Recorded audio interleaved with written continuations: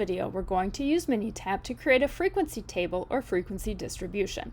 We're going to do this homework problem as an example. So oftentimes when we're doing homework problems in MyLab, we're going to need to copy data into Minitab. And the way that we do that is by clicking on these two blue boxes that are often found in the upper right corner of a data table.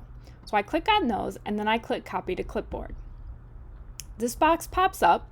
I'm going to leave this drop down set to Tab, and then I should see all of the data here highlighted. I'm going to Control C on my keyboard to copy the data. I could also go to Edit and select Copy. Then I'm going to go to Minitab, and I'm going to paste the data. So I'm going to click here in row 1 and do a Control V on my keyboard to paste. Minitab is going to prompt me to save my data. I can do that if I want to in OneDrive or Google Drive, or I can continue without saving, which is what I'm going to do here. Now, one big difference between Minitab and Excel is that Minitab has this header row. So notice that my data doesn't have any header associated with it.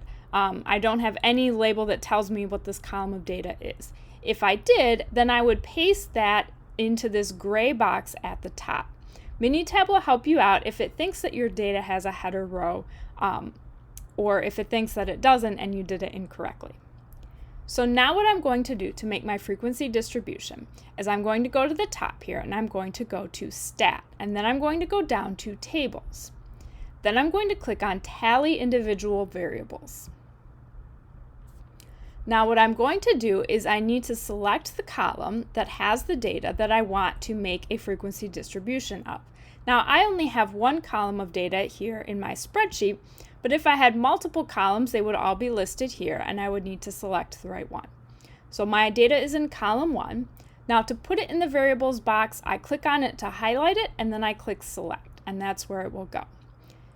Now I can choose what I want to display here. If I want to display counts, percents, cumulative counts, or cumulative percents, I just check the boxes. Then I click OK. And here's my frequency distribution. Notice that it's telling me for each number how many times that number appears and what the percentage is. Now a couple of things about this table. First is that it's going to give me the percent.